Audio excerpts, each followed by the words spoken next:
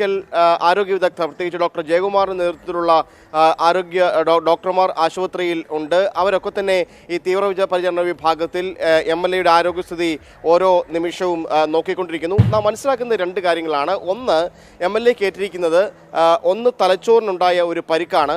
ആ പരിക്കിൻ്റെ ഗ്രാവിറ്റി എത്രത്തോളം ഉണ്ട് എന്ന് അറിയണമെങ്കിൽ അത് 24 മണിക്കൂറത്തെ നിരീക്ഷണം കൊണ്ട് മാത്രമേ കഴിയുള്ളൂ. ഇന്നലെ വൈകുന്നേരമാണ് ഈ നിരീക്ഷണം തുടങ്ങിയത്. ഇന്ന് വൈകിട്ട് 24 മണിക്കൂറിന് ശേഷം മാത്രമേ എങ്ങനെ ഈ അപകടത്തിന് ശേഷം MLAയുടെ തലച്ചോർ പ്രതികരിച്ചു തുടങ്ങി എന്നുള്ളത് സംബന്ധിച്ചൊരു വ്യക്തത കൈവരികയുള്ളൂ. അതിനുശേഷം മാത്രമേ ഇക്കാര്യത്തിൽ ഒരു ചികിത്സ ഏത് രീതിയിൽ വേണം എന്നതിലേക്ക് പോവുകയുള്ളൂ.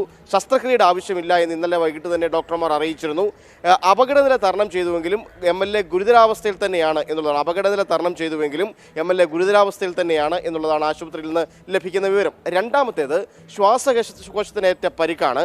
ഈ ശ്വാസകോശത്തിനേറ്റ പരിക്കെന്ന് വെച്ചാൽ ഈ റിബ്സ് ഒടിഞ്ഞതിനെ തുടർന്ന് ഈ ശ്വാസകോശത്തിലേക്ക് ആ റിബ്സിൻ്റെ ഭാഗങ്ങൾ ഇടിച്ചു കയറി ശ്വാസകോശത്തിന് പരിക്ക് ഉണ്ടായിട്ടുണ്ട്. അങ്ങനെയാണ് ശ്വാസകോശത്തിനുള്ളിൽ രക്തം തളം കെട്ടുന്ന ഒരവസ്ഥയുണ്ടായത്. സാധാരണഗതിയിൽ ചെയ്യുന്നത് ഈ ശ്വാസകോശത്തിനുള്ളിലെ രക്തം, അത് അടിഞ്ഞുകൂടിയിരിക്കുന്ന രക്തം, തളം കെട്ടിയിരിക്കുന്ന രക്തം, അത് ഒരു ട്യൂബ് ഇട്ട് പുറത്തേക്ക് എടുത്ത് കളയുക എന്നുള്ളതാണ്. അതിനുള്ള നടപടികൾ തുടങ്ങിയിട്ടുണ്ട് എന്നുള്ളതാണ് മനസ്സിലാക്കുന്നത്. അതായത് ശ്വാസകോശത്തിനും റിബ്സിനും ഒപ്പം തന്നെ തലച്ചോറിനുമേറ്റ പരിക്കാണ് പ്രശ്നം കാരണമായിട്ടുള്ളത്. ഈ തലച്ചോറിനുമേറ്റ പരിക്ക് അതിൽ നിന്ന് റിക്കവർ ചെയ്യാൻ എത്ര കാലം വേണ്ടിവരും എന്നുള്ളതൊക്കെ തന്നെ പിന്നീട് കണ്ടറിയേണ്ട കാര്യങ്ങൾ. അതായത് സാധാരണഗതിയിൽ അത് പ്രവചന സാധ്യമല്ല. അതിനോട് എങ്ങനെ പ്രതികരിക്കുന്നു, മരുന്നുകളോടും ആ അവസ്ഥയോടും എങ്ങനെ പ്രതികരിക്കുന്നു എന്നുള്ളതിനെ ആശ്രയിച്ചാണ് ഇരിക്കുന്നത് എന്നുള്ളതാണ് പറയുന്നത്. എന്തായാലും അക്കാര്യത്തിൽ ഈ വരും ദിവസങ്ങളിലെയും വരും ആഴ്ചകളിലെയും ചികിത്സകൾ വളരെ പ്രധാനപ്പെട്ടതാണ്.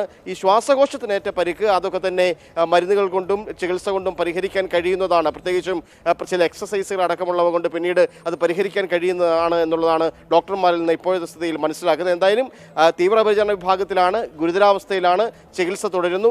രാവിലെ 10:00 മാത്രമേ നിലവിലെ സ്ഥിതി എന്തെന്നുള്ള കാര്യം ഔദ്യോഗികമായി ആശുപത്രിയിൽ നിന്ന് അറിയിക്കുകയുള്ളൂ. ഇപ്പോഴത്തെ നിലയനുസരിച്ച് വെന്റിലേറ്റർ സഹായത്തോടു കൂടി തന്നെയാണ് ആശുപത്രിയിൽ ഇപ്പോഴും MLA തുടരുന്നത്. ശാലിനി.